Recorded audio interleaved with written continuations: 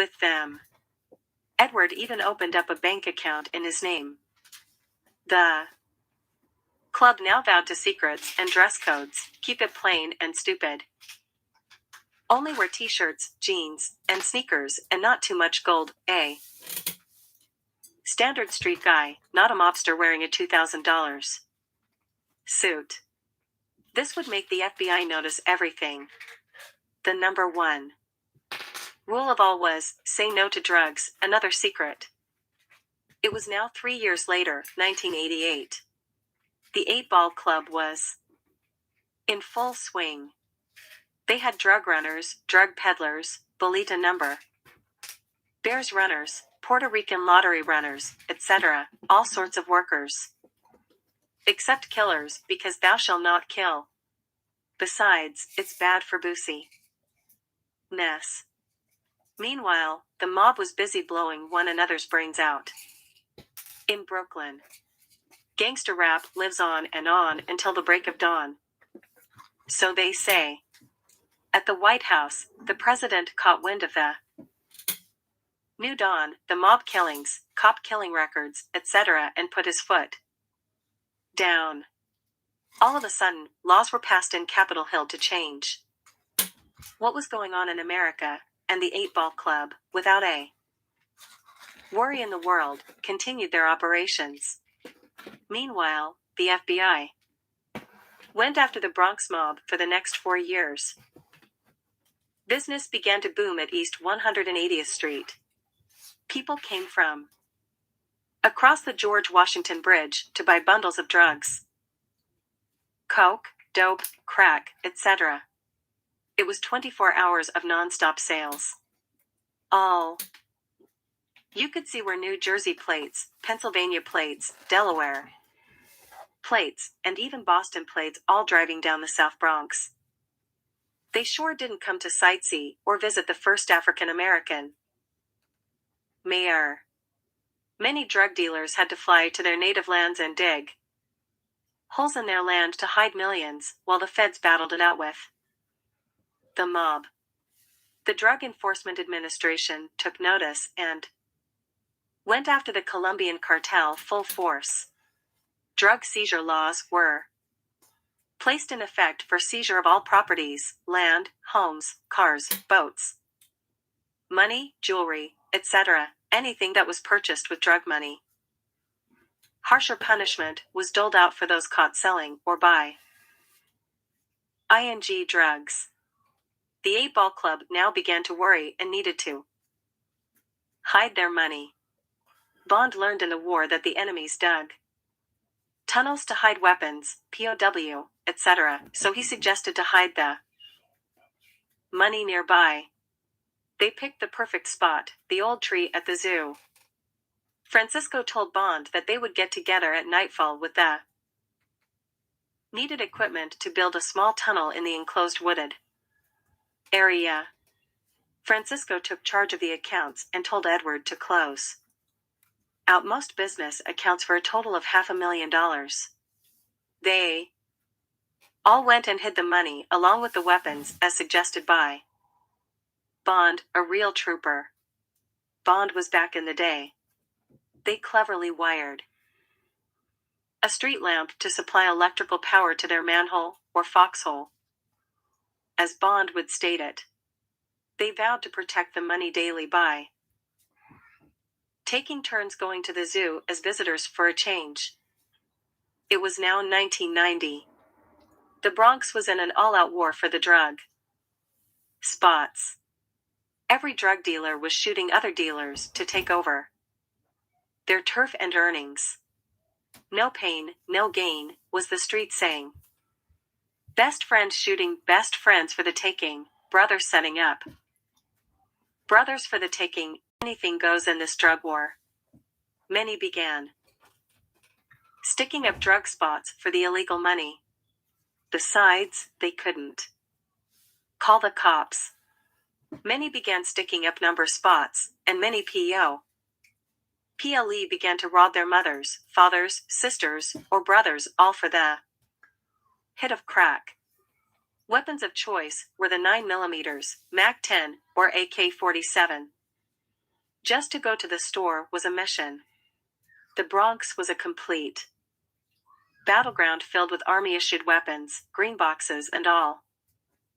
Bond figured it was Army guys on crack selling or trading the U.S. government's weapons for drugs. Many said they came from the rednecks down I-95, south of the border. Even hand grenades were available if you needed them. The local police were outgunned in the Bronx. They were no match for what was coming, so they just left everything alone, picked up their share, and went home to upstate New York every night. That was no problem. They didn't live in the inner city. Francisco decided to drop the gang name 8-Ball Club, for the heat was on. They no longer wanted any kind of gang-related name and lay low. They again started storing money in rooms of the apartment. Since the FBI paid a visit to Edward at the bank, many drug lords were either being shot or made men by the FBI. The gang immediately cut out Edward. It was too much of a risk. He was a made man. The FBI finally caught up with Edward's money laundering operations and the business behind it all. There was no escape. The U.S. government seized all the businesses and money, shutting down this entire opera tie-in. Edward, as a true friend, took all the blame, pleaded guilty to a lesser charge, and gave the locations of all lands purchased in Puerto Rico and the Dominican Republic in return for his reduced sentence. The U.S. government seized the lands and placed them up for auction. Edward received 5 years in federal penitentiary on racketeering charges. S.T.O.M.P kept running numbers for income, being that the cops were after drug dealers. Someone tipped off the police on George and Rock's illegal casino on Tremont, and the police trashed the place, making over 24 arrests. Lucky enough, George and Rock slipped out the back door. The investigation brought on the Gaming Commission to investigate other such locations in the Bronx. Francisco's nickel bag operation went down the tubes. The building burned down, and the city seized its property. Meanwhile, the cabs who worked for Francisco stole all the cabs with the title Doku Ments and everything and moved to Brooklyn. The shop was empty. Being the cars were purchased with drug money, Francisco couldn't report them stolen. Slick move on part of the cab drivers. Afterward, the shop was raided by police on a drug sales tip.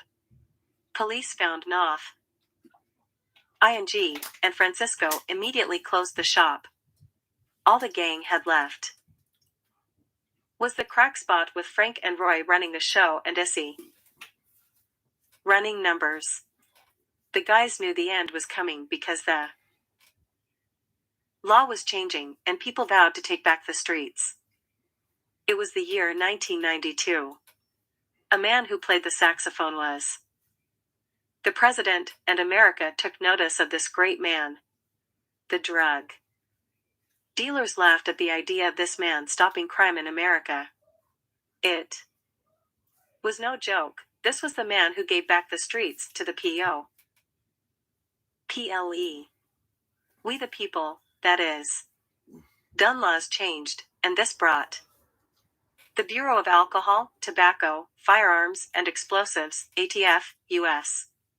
brought government agency into the Bronx to bust the drug dealers. The Drug Enforcement Agency worked side by side with the ATF and wiped out the South Bronx. Frank and Roy were busted for smoking the prod. They vowed not to use along with guns. The money needed to bail them out had to come out of the hidden funds at the secret zoo. Location: Francisco, Bond, George, S.E., and Rock had to come up with $200,000 because of the amount of guns found at the crack spot. They all agreed to bail the Blood brothers out and went to the zoo hideout to get the money.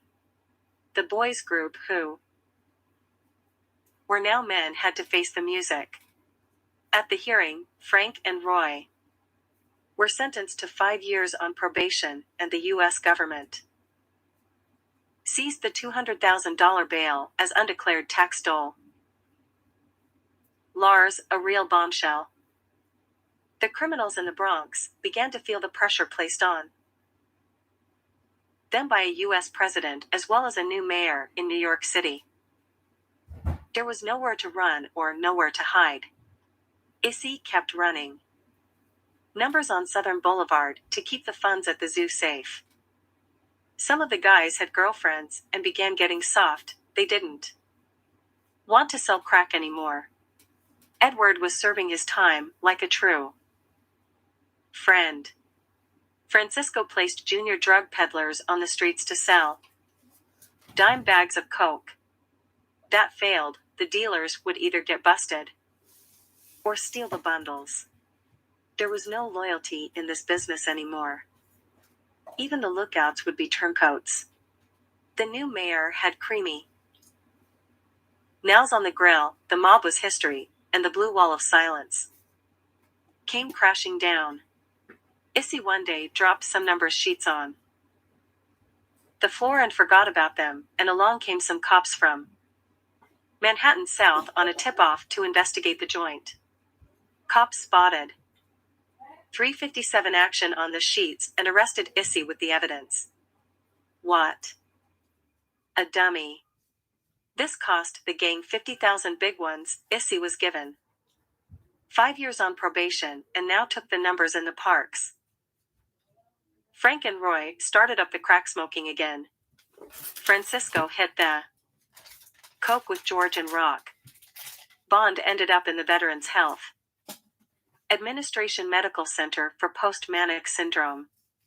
At the zoo, Francisco noticed the funds were low and decided to split the money by giving each member $25,000, setting aside Edward's share. They all agreed to take $25,000. Hardly ever came out at daytime and spent most of the day sleeping. Each. Francisco reminded them of the master plan and brotherhood oath taken 10 years ago at the zoo location. Bond stood up, gave a salute, and quoted, "Death before dis. Honor." Everyone stood and agreed with what Bond stated and yelled, "To the brotherhood." Each took their share and headed home. It was now January 1994. 2 years had gone by, and Edward was released from federal prison on good behavior with 1 year pro baton hanging over his head. He headed to the Bronx to join up their share and headed home with the brotherhood once again. By this time, the guys knew the stakes and that the odds were against them. Street-level drug dealing was a thing of the past. Everyone was getting busted left and right. They discovered the U.S. government agencies, such as the DEA, F.B.I, and ATF were using satellite tracking methods against the streets of the Bronx. They could observe all street-level action with the use of satellites. They could pinpoint every detail of the streets, drug deal, airs, where they hit the bundles, the money pickups, and every car used by drug dealers.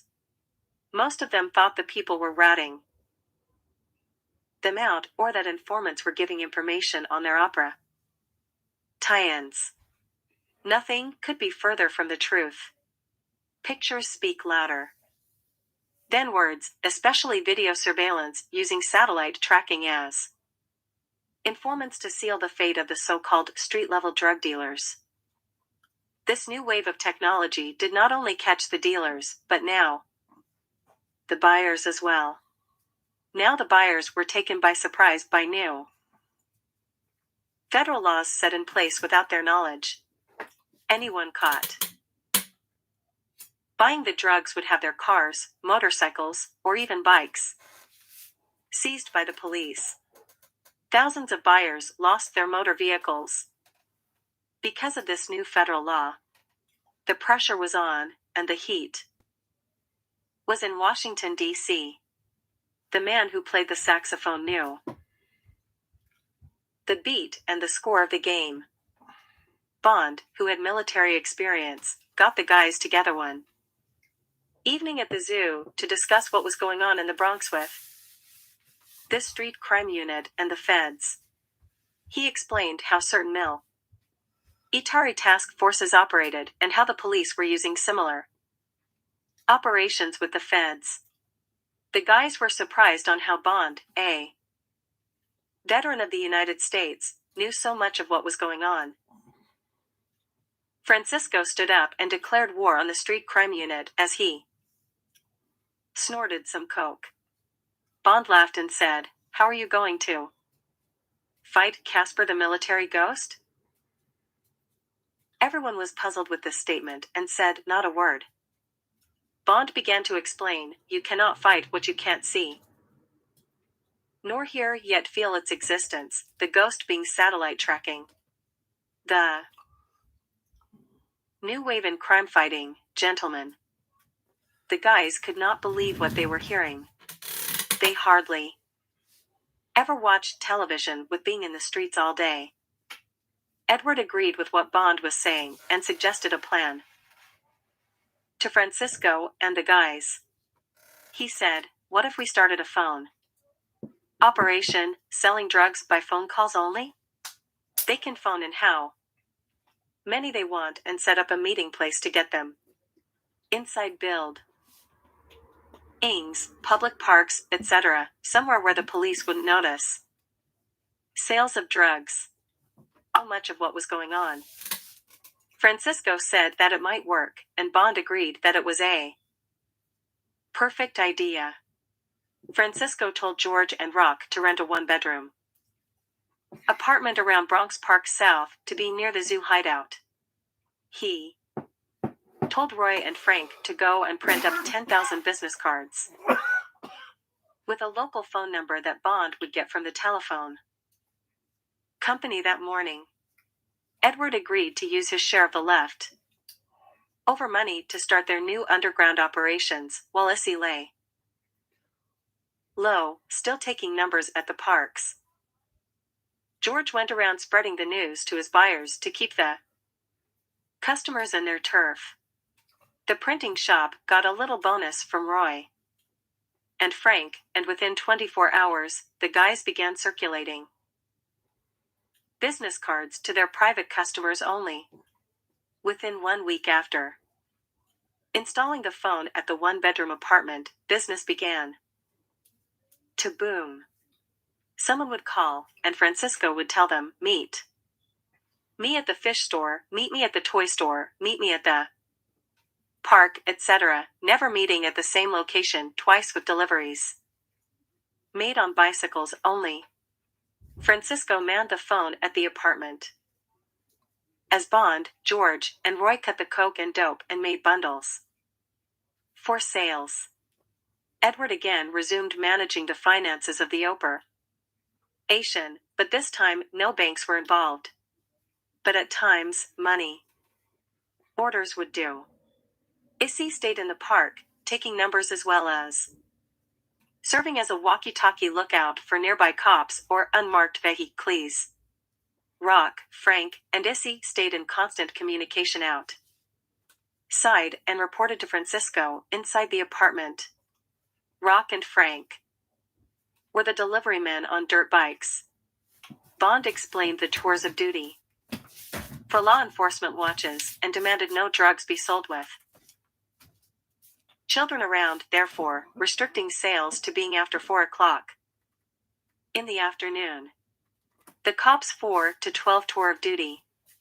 Everyone agreed to this plan. Meanwhile, the foolish street-level drug dealers and buyers were getting hit hard by the street crime unit daily with the constant arrest of those same people. The more drug spots got shut down, the more business cards Francisco and Bond got printed. The guys weren't making millions, but they sure were cutting the mustard.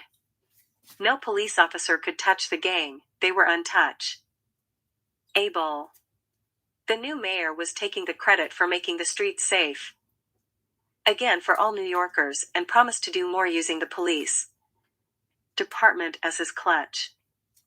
The Bronx became a police state with police brutality on the rise.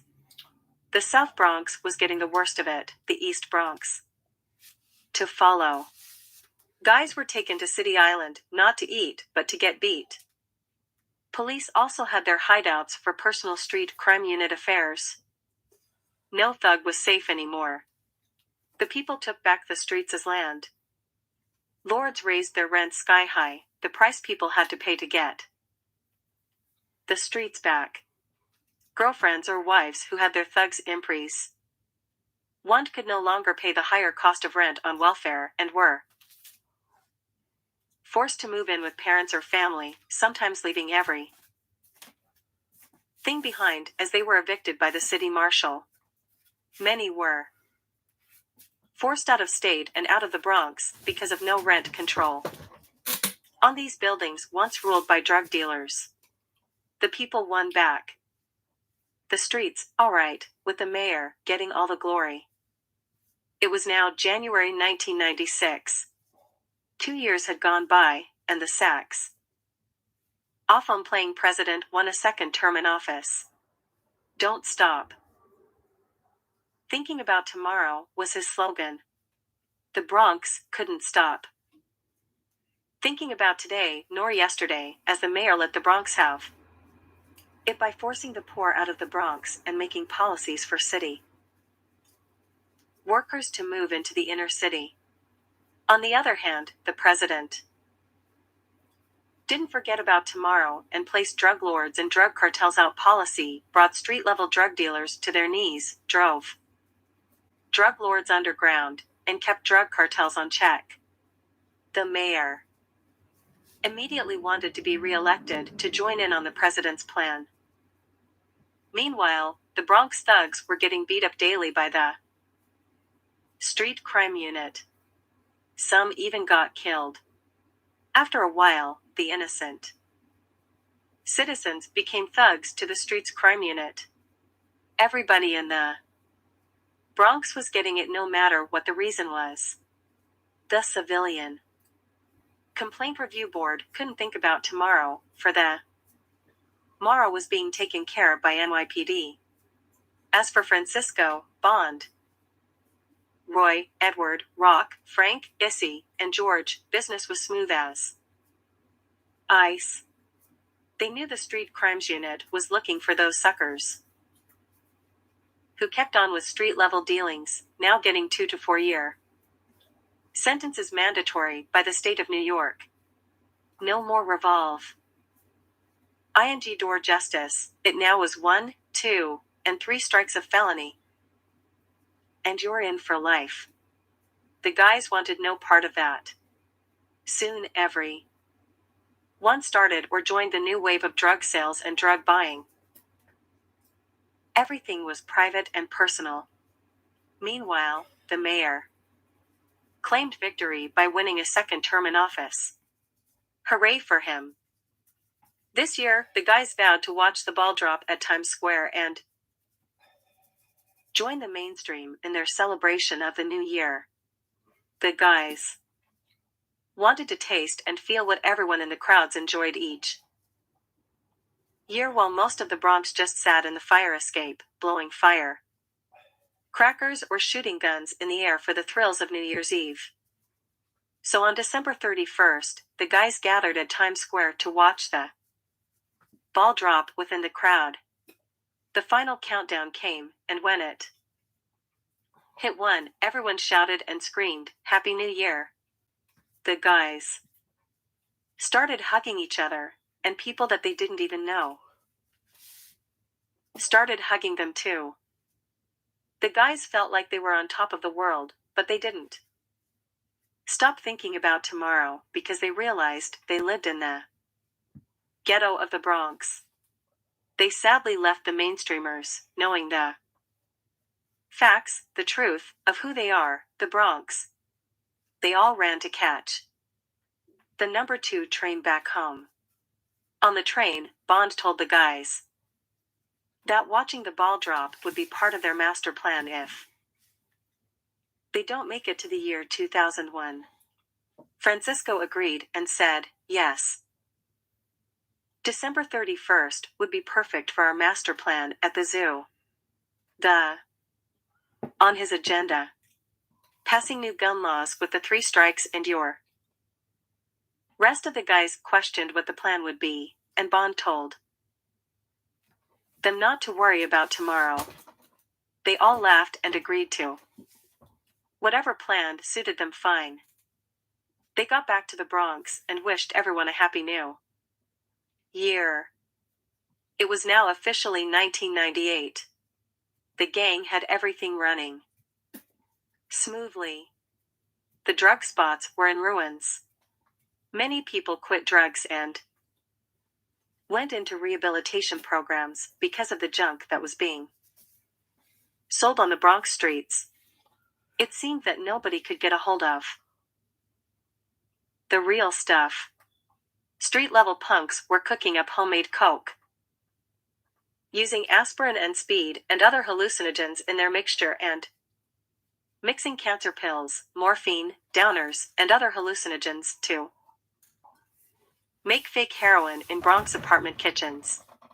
It was a real mess out there for street-level drug dealers. For the phone a drug operation, it was for members only. No one sold to new customers or strangers. A rat couldn't even fit through the cracks. That's how organized the drug lords demanded it to be.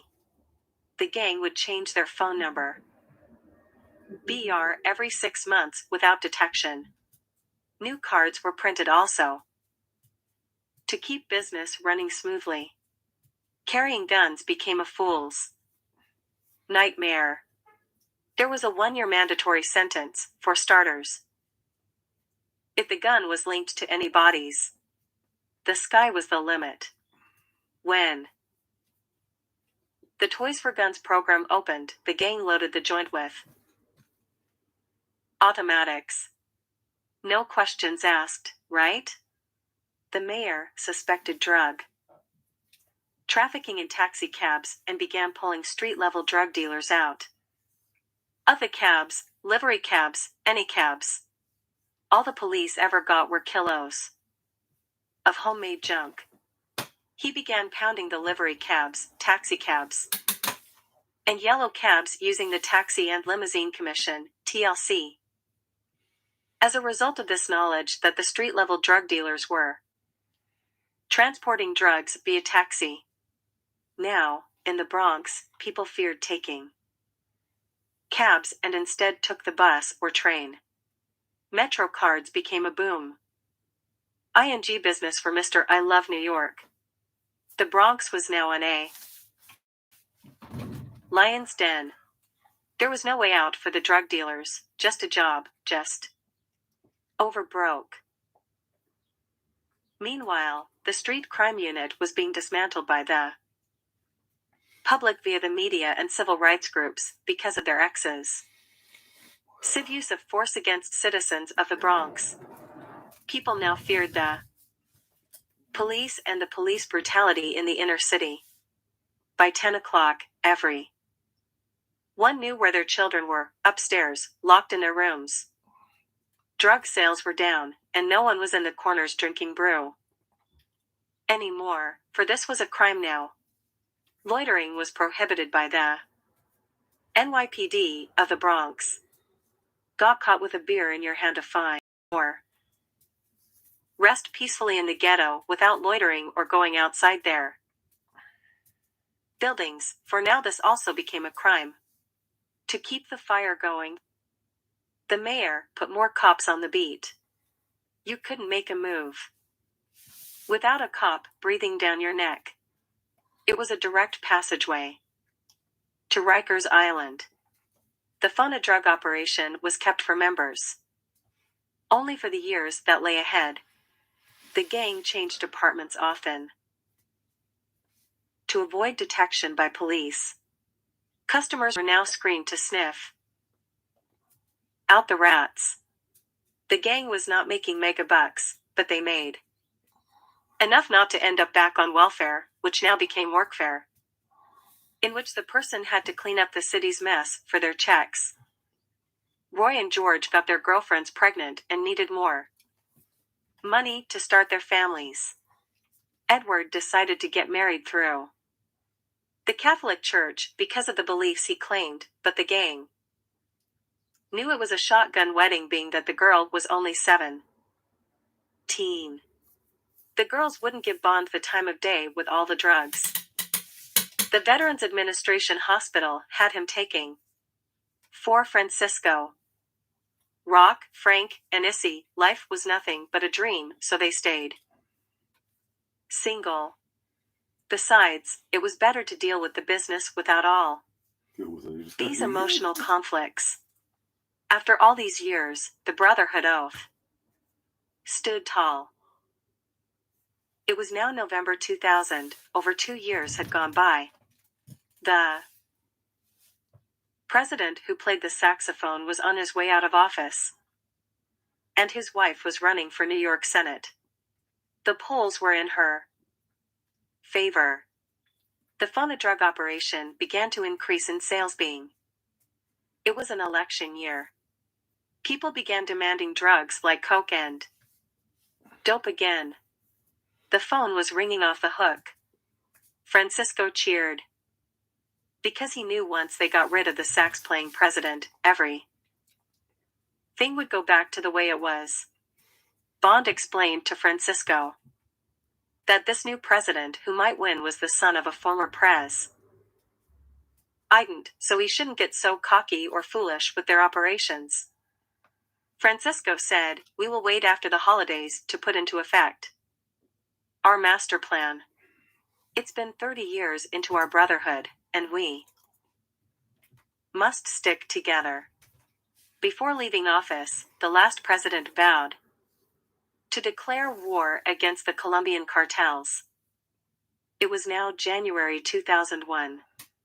The newly elected president took control of the White House as his father did years ago. He was a no-holds-barred Republican president. The mayor of New York City was under fire by police for an increase in salary and claimed the mayor used them for his power and glory. Meanwhile, the citizens trusted not the mayor or the police, a real mess in the Big Apple. The former president's wife was now a senator in New York and used her southern ways to control the northern police state, New York City. Now the police had mayor with his back to the wall and demanded equal time, equal pay. The mayor now began to lose control over the N.Y.P.D, his main backbone of support against crime in New York City. The police just wanted to do their 8 hours and go home. Arrests started to decline in the Bronx. Local criminals took this as the coast being clear and began robbing cars, stealing, holding up bodegas, etc. The guy stayed low in fear of this new president and didn't believe the hype of the media as they downplayed what was happening in the Bronx. Word from the street got out to the White House about this phone-a-drug operation going on through out the cities of New York, New Jersey, and Connecticut, the tri-state area. The new president was astounded with the information received about drug sales and immediately brought this to the attention of Congress for congressional investigation. 90 days went by, and Congress passed new laws into legislation allowing the Federal Communication Commission, FCC, to join forces with the Drug Enforcement Agency, DEA, and the Bureau of Alcohol, Tobacco, Firearms and Explosives, ATF, in the War against drugs and illegal firearms. The new laws passed allowed federal FTS lines to tap into telephone lines for anybody suspected of selling, trading, or buying illegal drugs or firearms over public phones lines. The President and Congress knew the civil liberties and constitutional rights of the people would be violated when taking such actions, but they also knew that the freedom of America and to be American was a privilege and that a person had to earn the right to live in America among the working class. Tax-paying citizens have always viewed the street-level drug dealers as outcasts of the community and society itself. The last president vowed to take on the drug cartels, and by golly, this is the way the president exclaimed. The issues were taken to the Supreme Court, the highest federal court, for approval of a top-secret U.S. federal government probe involving the FBI as team leaders. Under special guidelines, the Supreme Court allowed the Sting, the FBI, FCC, D, ATF, and N.Y.P.D were now the force of vengeance for those who hurt America. This would be the biggest bust since the French Connection in the Bronx, exclaimed the FBI director. Meanwhile, back in the Bronx, Francisco was busy taking orders for coke and dope in a different apartment with Bond and Frank now making deliveries to change the faces of the delivery men. Everything seemed normal out in the streets. Issy kept up with the numbers in the park and called in every half hour to report whether or not the coast was clear. Rock, Roy, and George cut the material and bagged it into bundles, while Edward kept up with the finances. The guys kept up with the media reports to be updated with what was happening to the police department and the mayor. Little did they know that the plan the U.S. government had no leaks to the media. It was foolproof. At the White House, the president set the date for his operation, President's Day, February 19, 2001. Federal FTS lines would officially intersect with the FCC lines starting with Public New York telephones, then the Public New Jersey and Pub. Lick Connecticut telephones to link calls to illegal criminal activities in the tri-state area. These would be recorded by the FBI via ETS, Federal Communication System, for further development of criminal cases against violators of federal laws and the United States of America, as well as the state of New York, the state of New Jersey, and the state of Connecticut. The new president made this an executive order to be carried out on February 19, 2001. It was now February 14, 2001, Valentine's Day. Most of the guys were with their girls, while Francisco and Bond cut the drugs and made bundles for the days to come. Issy took his turn in making deliveries since the numbers were slow on Valentine's Day. Everybody wanted to buy things for their sweethearts. All seemed quiet and calm, but it's always quiet before the storm. Little did anyone know the party was about to begin. February 19, 2001. The police again staged a protest against the mayor. They rallied in front of his mansion with the Police Benevolent Association for hours, harassing the mayor. The media was on the scene, and the mayor threatened the police with martial law if their civil disobedience and insubordination continued on his turf, the mansion. Police immediately left the premises to avoid the use of the Uniform Code of Military Justice, in which a mayor has the option of using in such disobedience involving his own police department. Trying to overthrow a city official, especially its own mayor, News. Broadcasts scatter everywhere. Washington, D.C., looked on as their plan was in effect. They had steady control over New York's finest. For the only souls who knew about this plan were the mayor and the police commissioner. The FCC immediately began tracking drug transactions via public telephones all around the Bronx, Manhattan, Queens, Brooklyn, and Long Island. The FTS federal lines intersect with the FCC lines for the FBI to record drug transactions over public telephones to build the case for the U.S. government as well as the United States of America. The same actions were taken in New Jersey and Connecticut states. Nearly 5 months went by, and it was July 4, 2001. The FBI had secretly recorded thousands and thousands of drug sales via public telephones, establishing its case for the U.S. federal government in the interest of the United States of America. As the operation continued through the tri-state area, back in the Bronx, Francisco changed his drug sales to another apartment and changed his phone number. Again, to avoid detection. All the guys started celebrating the 4th of July that evening by blowing up firecrackers and all sorts of fireworks. Near the zoo, Francisco asked Edward to go back to the new apartment and pick up most of the money and coke so they could hide it in the secret zoo location for their master plan at the end of the year. As Edward left to go to the apartment nearby, a number of unmarked vehicles arrived at the building of their last apartment. It was a raid, with federal agents all around the place. They broke down the door of their last apartment and wrecked the place.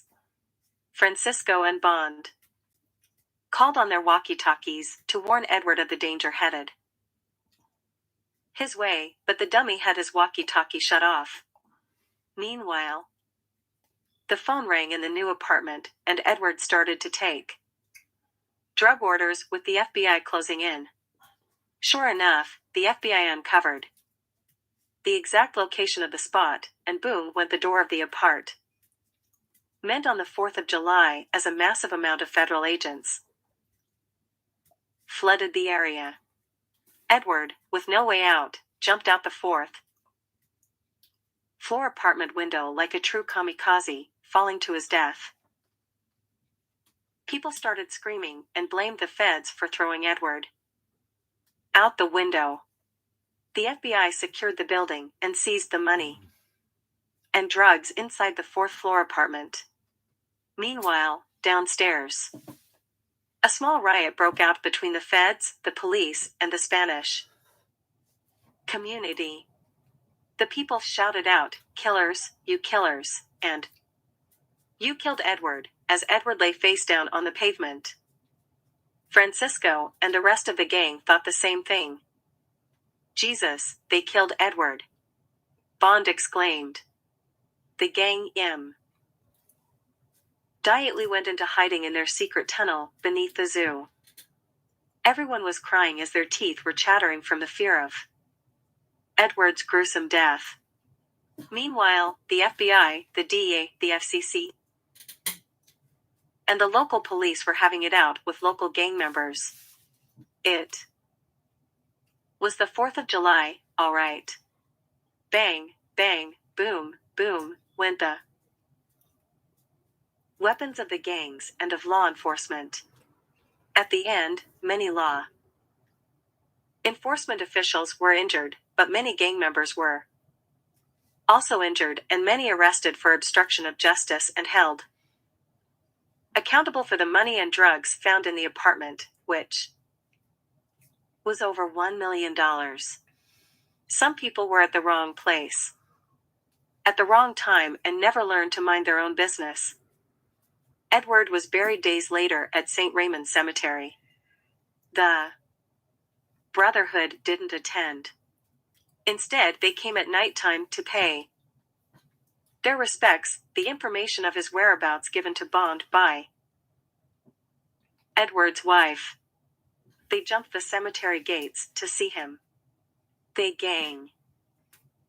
Knew this was the end of the line for them.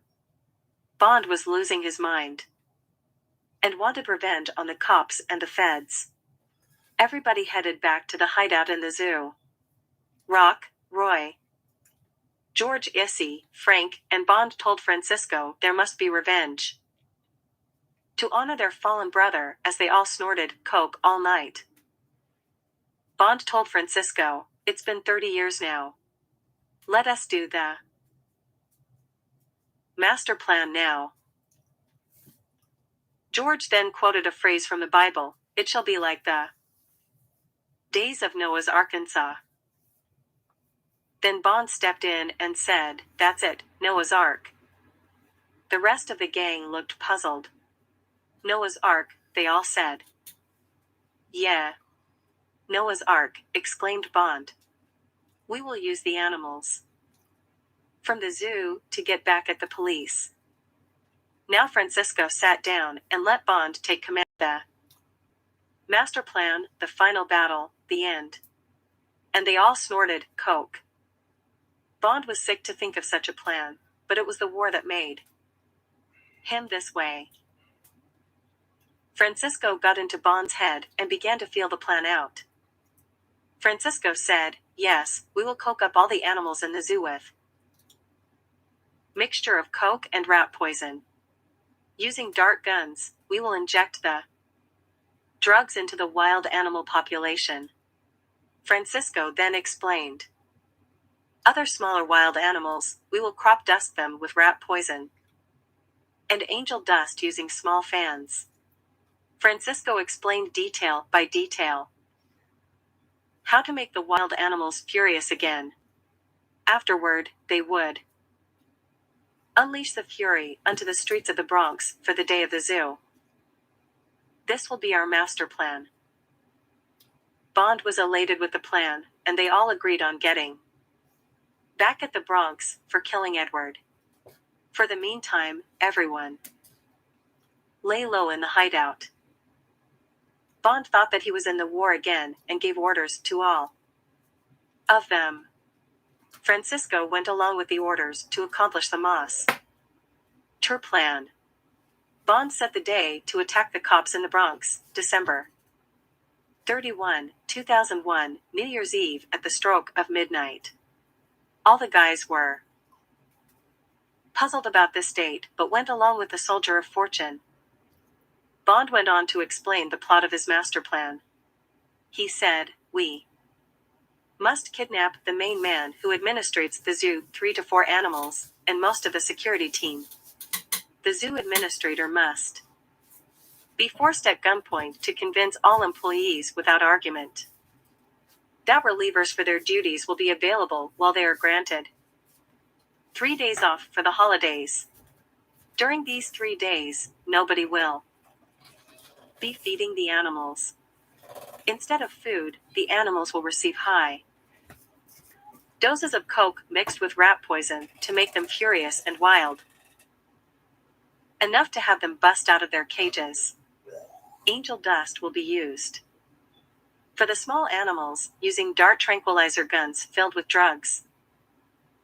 Gates securing the larger animals will be cut, leaving them able to charge toward the pathway to freedom to the streets of the Bronx a half hour before the Times Square ball drops, giving us time to release the zoo administrator and make our getaway," Bond exclaimed.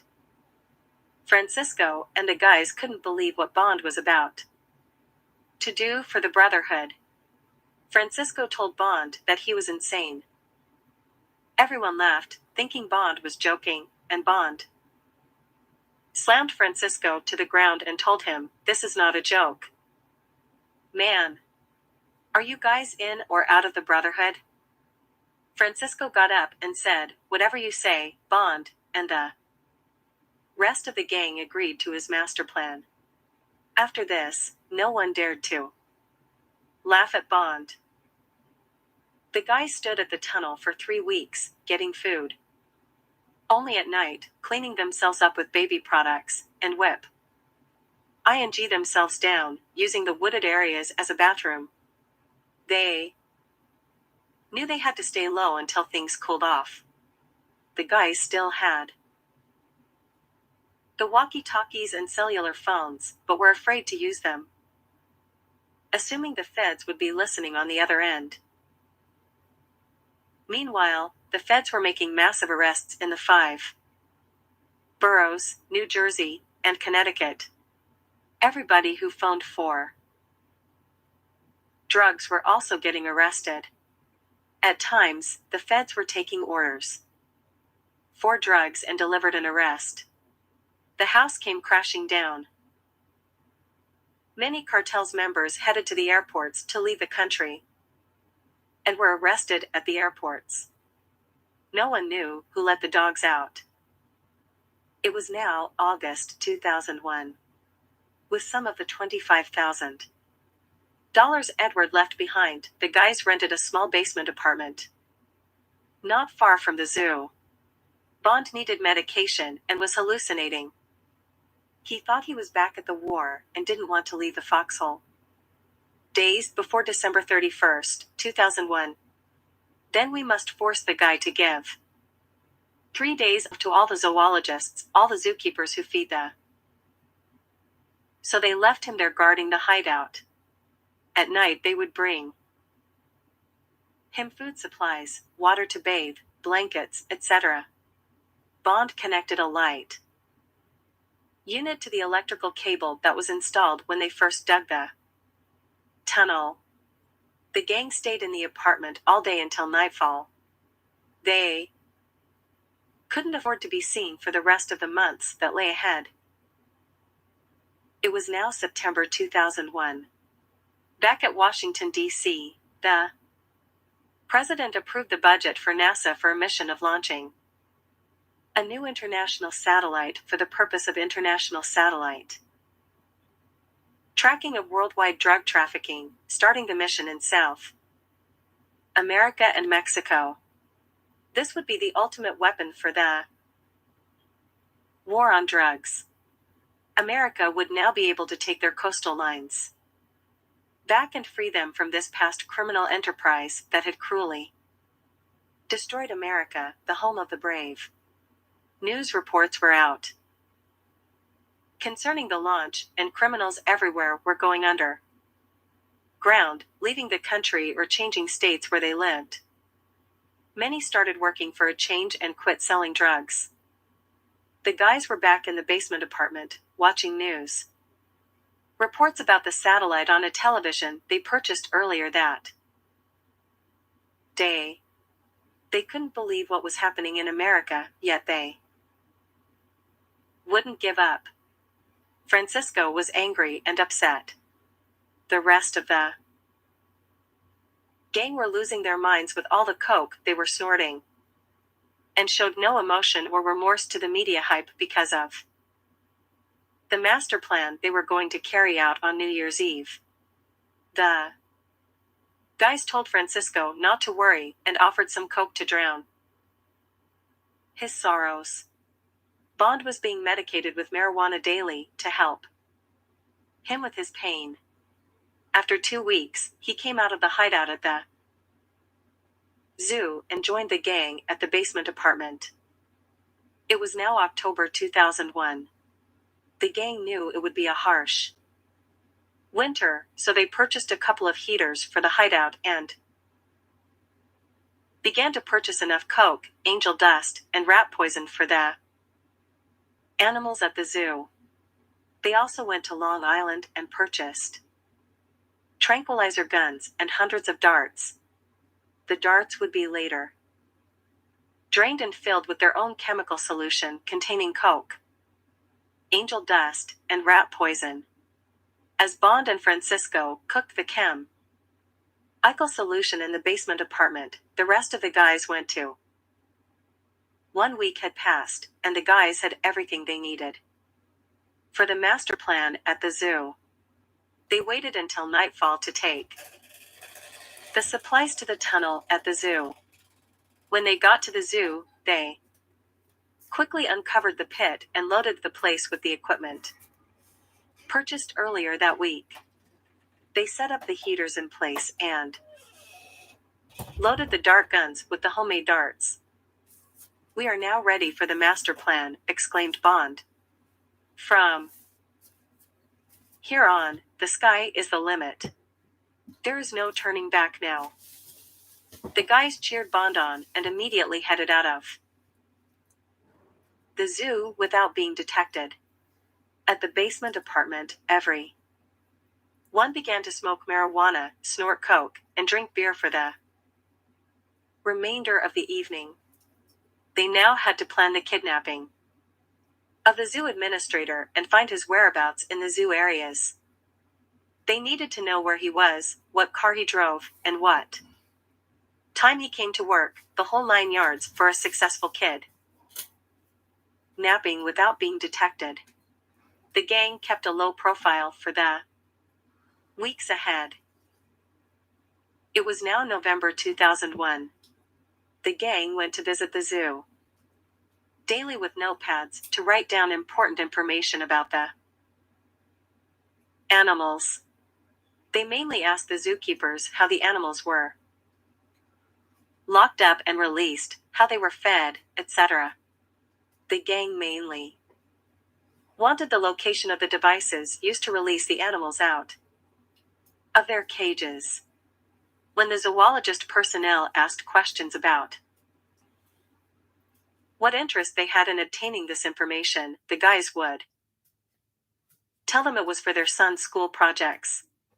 The gang came to the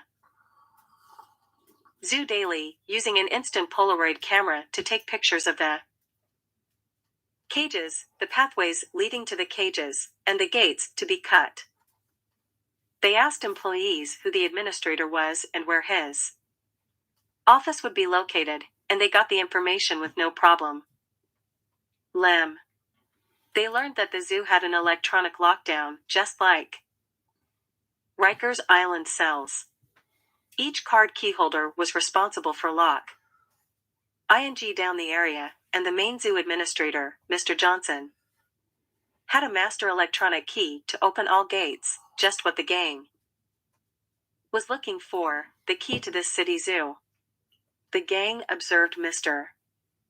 Johnson arrived daily at 8 a.m. in a red Ford pickup. The gang began clocking the zoo administrator's duties and whereabouts each. Purchased lock cutters and wire cutters. 1 week had passed, and the guys had everything they needed for the master plan at the zoo. They waited until nightfall to take the supplies to the tunnel at the zoo. When they got to the zoo, they quickly uncovered the pit and loaded the place with the equipment. Purchased earlier that week. They set up the heaters in place and loaded the dart guns with the homemade darts. "We are now ready for the master plan," exclaimed Bond.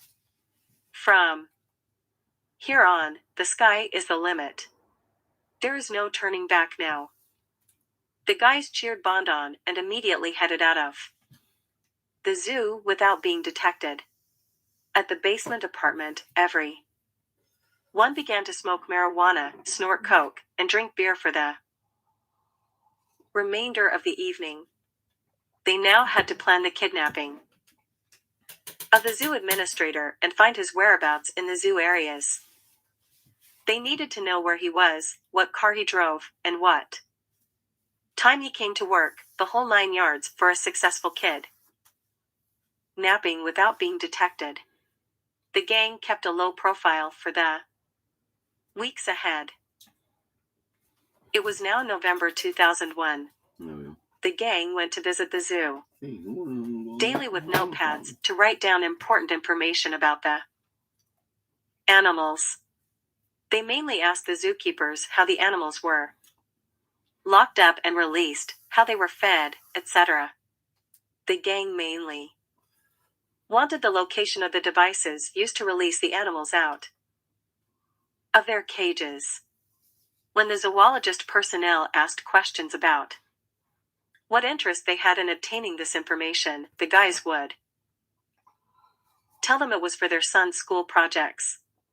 The gang came to the zoo daily, using an instant Polaroid camera to take pictures of the cages, the pathways leading to the cages, and the gates to be cut.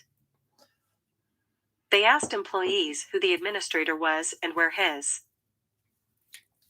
office would be located, and they got the information with no problem. Lem. They learned that the zoo had an electronic lockdown, just like Rikers Island cells. Each card keyholder was responsible for lock. ING down the area, and the main zoo administrator, Mr. Johnson, had a master electronic key to open all gates, just what the gang was looking for, the key to this city zoo. The gang observed Mr. Johnson arrived daily at 8 a.m. in a red Ford pickup. The gang began clocking the zoo administrator's duties and whereabouts each day, setting up the kidnapping plot. The gang observed him carrying the master key everywhere he went. Through the window on the door, Francisco observed the time clock of the employees set in his office and observed the payroll book on his desk that contained all the employees' addresses and phone numbers. Francisco called the gang over, and they took quick pictures of the area. Bond said, "We will need that book to secure our master plan. When we kidnap this Mr. Johnson, we need to ensure we get all these vital documents pertaining to all zoo employees, especially zoo security." Thanksgiving was coming up soon, so they went back to the basement apartment to lie low for the next 2 weeks. They were too close to their master plan to fail now. Meanwhile, news reports talked about NASA launching the new international satellite on December 1, 2001, at the Kennedy Space Center in Florida. NASA reported all systems were go for this launch date. Other news reports talked about the phonodrug operation bust going on the tri-state area and how there would be more arrests daily as the FBI compiled secret evidence against all involved in this new wave of crime hitting the city. Bond shut the TV off and said, "You see, men, the war is still going on. Back in the war, the fight was for rubber trees. Now it's for monopoly, who gets the best deal at Park Place. It's the Americans who allow drugs to come into America. In the first place, it was used as a means to keep the minorities down and hooked on drugs. It's not just one person to blame, especially the ones down on Wall Street, holding all the chance cards to this deadly game. We waited 30 years or so. Where is our chance?" Bond exclaimed. Francisco stood up and shook Bond's hand. "You're right, Bond. The Brotherhood never stood a chance in this game, but the master plan will prove one thing to this so-called Bronx. And that is we are all nothing but animals in a caged society. Nobody is going to stop what is coming to them on New Year's Eve. They will feel the fury of the Bronx. Let us seal the fate by smoking this pipe of marijuana and take a moment of silence for our fallen hero," Francisco exclaimed. Us and Wild. They all became restless and began punching the walls. They all yelled, "Let's get them. Let's get those cops. The time will come, the time will come." Bond ordered the guys to relax and gave them lots of coke to snort. Now Bond brought the crew into his world, his mind, his understanding of war with Casper, an unknown, unseen enemy, for sure. Bond kept up his ritual with the guys for 1 week. They didn't eat anything, they just drank water, and got high all day and night. They all became one mind for this kidnapping mission. Bond learned how to brainwash people in the war. It was now December 10th, 2001. Bond ordered the crew to chase military camouflage clothing and steel-toed military boots at the sports shop on Tremont Avenue. Bond himself went to purchase boxes of M80s and quarter sticks of dynamite from a local cracker dealer at Bronx Park South.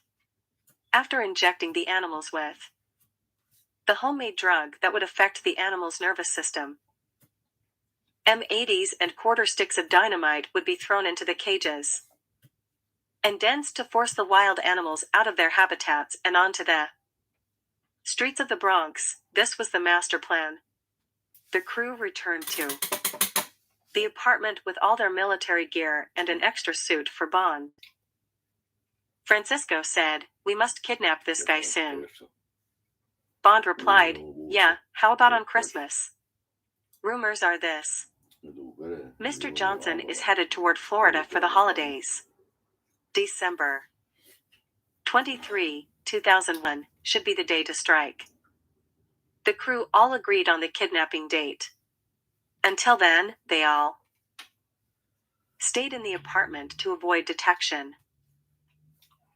Days went by, and December 23, 2001, arrived. Mr. Johnson was doing his final payroll duties in his office. It was 4:30 p.m. George came into his office to ask him for directions, and Bond quickly rushed in and injected Mr. Johnson with a needle filled with heroin. They quickly grabbed the documents and electronic moss turkey and dragged Mr. Johnson to his red pickup. They took Mr. Johnson to the nearby basement apartment and tied him up to alert. Mr. Johnson said, "What's the meaning of this? What do you want from me?" The crew put on ski masks so they would not be identified. Bond put a gun to Mr. Johnson's head and explained the deal to him.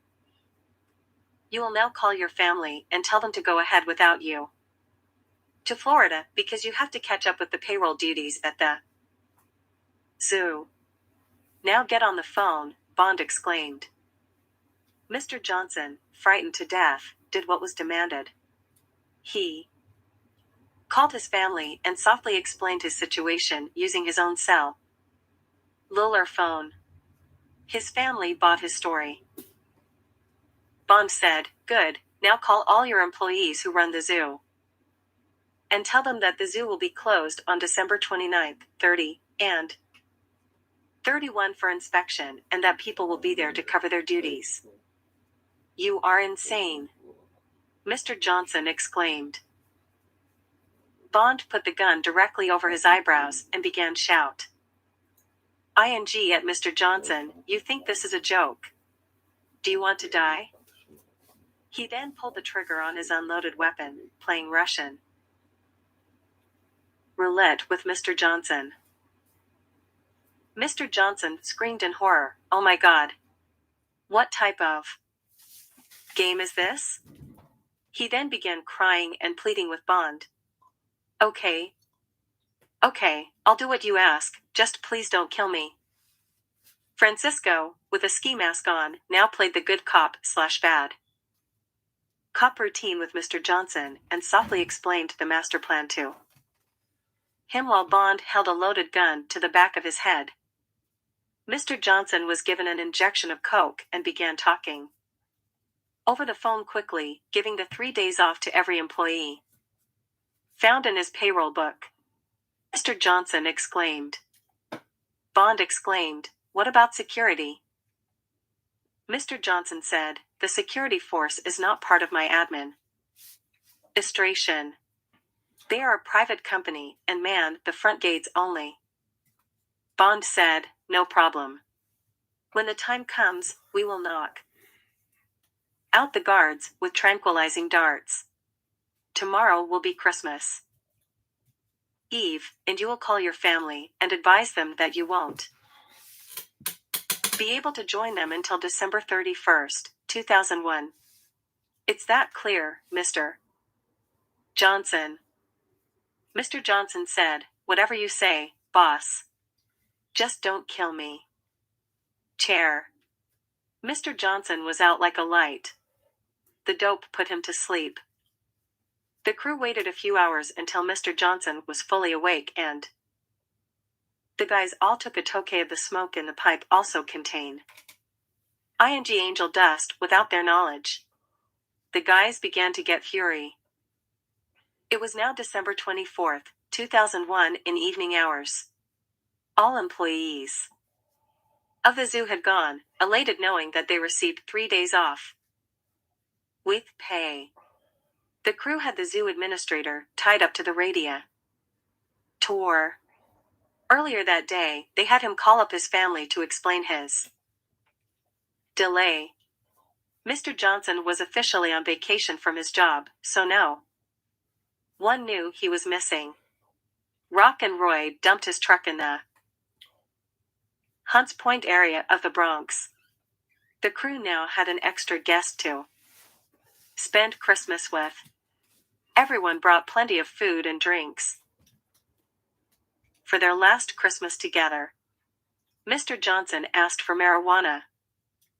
Because that's what he did after hours at home, he confessed to the crew. Like they gave a damn, some zoo administrator. Everyone ate and drank wine, beers, etc. Mr. Johnson even stuffed his face. They sang Christmas songs, watched TV, and broke out the marijuana, which Mr. Johnson couldn't get enough of, as well as the coke. It truly became a white Christmas then.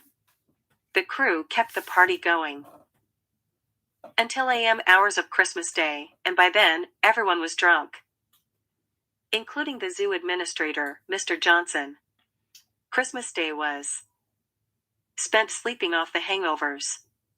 The remaining days that lay ahead were spent roaming around the zoo and checking out the security guards' positions and schedules. The crew clocked their every move. It was finally December 29th, 2001.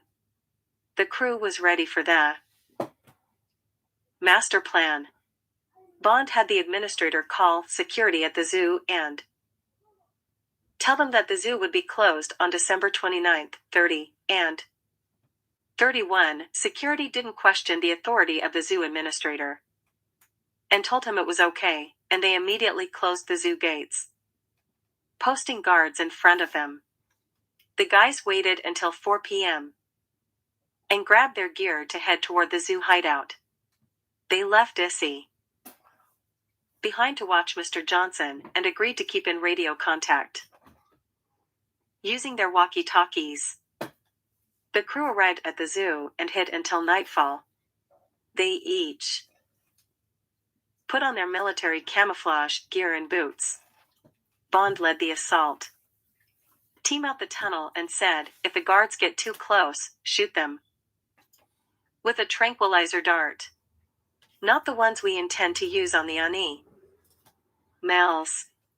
Each of you will only have 2 tranquilizer darts, so don't miss. Do you understand?" Bond immediately got into war mode and shouted, "Let's move out." Each man was loaded with hundreds of darts with a single shot pistol. Bond and the crew knew the zoo ever since they were kids, so they knew more or less which animals to hit first. They sabotaged the gates first, cutting fence links, cutting locks, etc. This took a couple of hours. Most of the animals were inside because of the cold temperatures outside, 37 degrees, to be exact. Bond said, "Okay, the master key will open any cage. Let's hit the bears first." With a single shot. With the administrator's key, they opened the doors to where the bears were and used the electronic pass key to gain entrance to The bears' cages. They immediately shot the brown bears and black bears with the darts containing the coke, angel dust, and rat poison mixture. The bears went wild. Bond screamed, "Get back, get back. We won't release any N.Y.P.D. Mals until December 31st, 2001, at midnight. They slammed the gates and repeated the same action on most of the population. They hit the polar bears, lions, tigers, elephants, bobcats, black panthers, wolves, gorillas, monkeys, giraffes, buffalo, horses, donkeys, beavers, alligators, antelope, deer, baboons, moose, zebras, oxen, woodchucks, penguins, moles, gnus, orangutans, bison, etc. The guys hit everything and anything that moved that night and repeated the dosage before daybreak. The guards didn't suspect a thing. Bond called S.T.O.M.P and confirmed Phase 1 was completed. It was now the morning of December 30th, 2001. Bond and the crew got a couple of hours of sleep and snorted some coke to keep awake. They managed to steal some zookeepers' uniforms and put them on, and they acted like they were coming on shift. They walked past the guards at the front gate and went to take care of business. They waited until noon and again fed the animals with drugs. They would sweep up any darts they could, being that the animals were getting furious because of hunger and couldn't get sleep. When 4 p.m. came, the guys walked out the zoo, acting like employees at quitting time. The guards didn't suspect a thing. The crew quickly got something to eat and quickly returned to the hideout in the zoo. The guys said, yes. They radioed S.T.O.M.P, confirming Phase 2 was completed. They stood in the hideout, resting until nightfall. When night came, Bond again led the men into battle, assaulting all the animals again with double the dosages from before, but this time they even assaulted the larger birds such as eagles, hawks, owls, vultures, etc., any bird that bit. This madness continued until the AM hours of the next day. Phase 3 was completed. It was now doomsday for the Bronx, December 31st, 2001. New Year's Eve. The guys rested for 4 hours and walked past the front gate again as employees wearing zookeepers' uniforms. The N.Y.P. Mals were furious inside. They were not fed in 3 days, and no water was given to them, just drugs. The animals were bouncing off the walls with their bloodshot eyes from not getting any sleep. The animals were trying to crash out of the cages with fury and anger. It was no longer a zoo in there, but a jungle. The guards at the front gate didn't even notice all the noise the animals were making, being that they were too busy listening to their Walkman radio on full blast with their headsets glued to their ears. Bond noticed the guards' actions and said, "Okay, let's zap the animals one more time," and again they repeated their dosages of drugs to all the animals and birds. This seemed to quiet the animals down, like they were hooked on drugs. And hooked they were. The hour of 4 p.m. arrived, and the guys headed toward the front gate without being detected. The guard in the front gate was busy grooving to the beat. They called S.T.O.M.P and reported that the stage was set for the night before heading to home base. The guys all went back to the basement apartment to shower up, eat, and rest until nightfall. The zoo administrator, Mr. Johnson, had no idea what was going on. The guys let him take a shower and began to treat him nicely, but they still needed to tie him up until midnight. The hour of 9 p.m. rolled around, and the guys were getting restless. Francisco and Bond gave the men final instructions on the master plan they were about to carry out and knew that from here on, there would be no turning back. All headed to the zoo hideout to gear up for this disaster. They wanted to let New York City have Mr. Johnson. When they got to the zoo, all the animals were making loud rumbling sounds as if they all were roaring out of control. The loud noises could be heard from outside the zoo gates. People passing by would notice the loud sounds and questioned each other on what was going on in the zoo. The guys knew they had to act fast and carry out the master plan sooner than they had planned. Bond insisted on letting the smaller animals out first, starting at 11 p.m. and larger animals thereafter. Without hesitation, they waited in the hideout until the final hour of the master plan. It was finally 11 p.m., December 31st, 2001. The hour has come. Let's do it, Bond exclaimed. The crew began opening all the cages that held mostly all the smaller animals such as birds, monkeys, penguins, moles, snakes, etc. The smaller animals were wild and furious and quickly scattered, heading toward the main gate. Bond quickly instructed George to cut the locks of all the zoo gates and let the animals crash out of the zoo and onto the streets of Southern Boulevard, Bronx Park South, Bronx Park East, and Fordham Road. By the time they let out most of the smaller animals, it was 11:30 p.m. The people in the streets took notice of all the birds flying around, monkeys jumping on top of cars, and penguins holding up traffic on Bronx Park South, so they began calling the cops.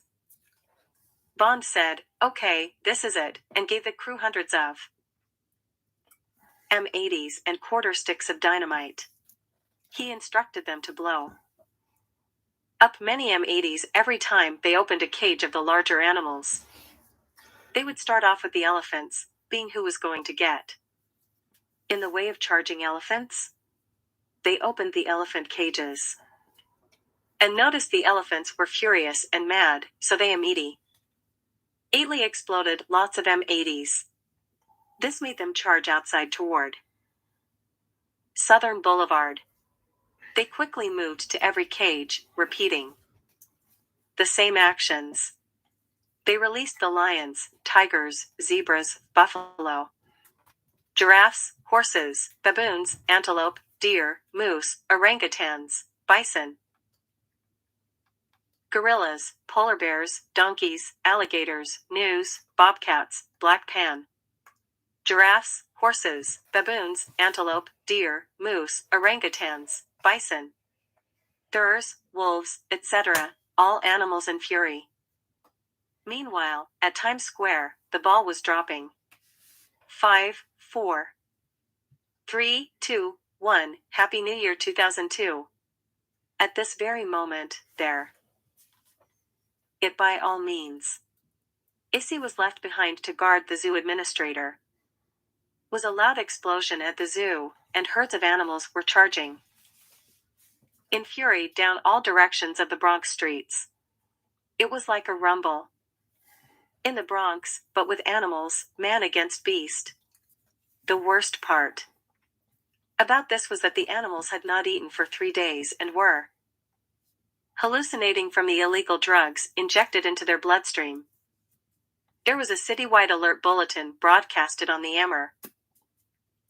emergency broadcast system to the televisions, but mostly no one in the city noticed the bulletin because everyone was too busy celebrating New Year's Eve. The mayor couldn't be reached at this hour. It was the day of the zoo. Broadcasted on the Emmer. It was a jungle out there. Furious lions and tigers began ing the public as the voracious animals they were. Animals spread out for blocks, covering all areas of the Bronx near the zoo. People were getting trampled by herds of wild buffalo and bison. Monkeys began climbing the fire escapes of buildings, while the gorillas and orangutans pounded on the people hanging outside their buildings. Eagles came crashing through folks' windows as vultures dined on human remains left over by lions and tigers. Baboons attacked at ran. Dumb as black panthers hid in the city trees, awaiting their prey. Black bears, brown bears, and polar bears teamed up as a football team and mowed the people down. People would walk out their buildings and be trampled by antelope and deer zooming by. Many looked out the windows only to find a giraffe looking into their eyes. Wolves ganged up as a pack and left no trace of their victims, but bones. Elephants charged up police cars and turned them over, crushing men to death. As horses galloped through the windshields of many, donkeys just sat there, blocking the traffic, as rhinos and hippos rammed all sort of vehicles. Bobcats went up the number 2 and 5 train stations, attack ing people returning to the Bronx from Times Square. Many thought it was the end of the world, and others grabbed guns and shotguns, automatic weapons, knives, etc., anything they could get a hold of, and started fighting back. By this time, there were police helicopters, media helicopters, and FBI helicopters all over the Bronx area. Animals rights activists observed people gunning down the animals in cold blood and took to the streets to defend the animals, as well as the zookeepers and zoo employees. A riot broke out in the streets of the Bronx, and at the same time, people were getting killed or injured by this jungle called the Bronx. The mayor was finally reached and notified of the situation in the Bronx, and he immediately called out the U.S. National Guard and put martial law into effect in the Bronx. Afterward, he contacted the President of the United States in Washington, D.C., to report the disaster going on in the Bronx. The President ordered the Pentagon to take charge of the situation in the Bronx. Meanwhile, people began breaking into storefronts and looting the Tremont and Fordham areas as animals ran past them. The entire police force in the Bronx was involved in stopping the rampage and had no time to arrest the looters. There was just screaming everywhere. Gunshots rang out, there were hails of bullets in the air, horns were beeping, cars were crashing, and there were explosions as well. The master plan had worked, but the guys didn't expect that it would lead to such tragedy and disaster. The Pentagon ordered hundreds of amphibious helicopters with cages attached to them to secure the runaway zoo, as 2,000 U.S. military Marines armed with automatic tranquilizer guns were deployed from a nearby aircraft carrier. The president immediately declared the Bronx a disaster area and ordered the Red Cross to assist the injured. Meanwhile, Francisco, Bond, George, Roy, Rock, and Frank were down in the tunnel under the zoo, trying to plan their getaway. It was after 1 a.m. in the morning, and all the guys heard all night were screams and yells of horror. Francisco called Issy and told him to release the zoo administrator and torch the apartment. Issy told Mr. Johnson, "You are free to go," and torched the apartment. Mr. Johnson yelled, "You are insane," and ran off into the streets, only to face himself with the wolves. Issy ran out of the blazing apartment and saw Mr. Johnson being attacked by the wolves. Issy couldn't believe what was happening as he looked around the area. People were running, cars were burning. The building that he had set on fire was burning, and animals were everywhere. All of a sudden, a gorilla grabs him in a bear hug and breaks his back, killing him. Francisco later tried to call Issy, but found no answer. Bond began to panic and hallucinate in the pit and yelled, "You'll never get me," thinking he was in the war again. He jumped out of the tunnel and disappeared into the woods in the zoo. Francisco was now in command again and had to think of a plan to escape. As for the rest of the guys, they began to realize that there was never an escape plan to begin with, and told Francisco that there was no tomorrow as they dashed out of the foxhole. Then they jumped over the Bronx Park South Gate as Francisco tagged along. Outside the gates, for the first time, they noticed what this master plan had created, a monster. The police observed the guys jumping over the gate and gave chase as the guys disappeared into the animal circus. Meanwhile, the 2,000 Marines hit the streets and pleaded out with the animals, putting them to sleep by tranquilizing them and later placing them in cages attached to amphibious helicopters that airlifted them back into proper zoo cages and proper zoo areas, a task that would cost the city millions of dollars. For the meantime, the FBI were looking for the responsible parties behind this plot. Many terrorist groups were phoning in and claiming responsibility for this terrorist act, so the FBI didn't know where to begin. Many blamed Mr. Johnson, the zoo administrator, who had the keys to the cages. Nevertheless, all hell broke loose. The blame game started. Fingers started pointing, and 3 fingers started pointing back. It was anybody's game. During the process of bringing back the animals, the U.S. Marines noticed a light coming out of the ground. They went to inspect the area and remove the hatch Francisco left open, and they discovered the secret hideout the guys dug up, calling it a bunker.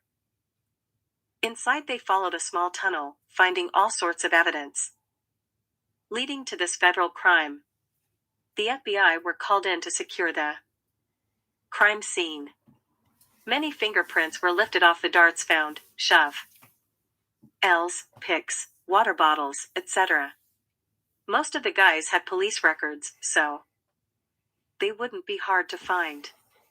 Bond was captured by the Marines in the woods and taken to the VA hospital, since no fingerprints of him were found on the equipment.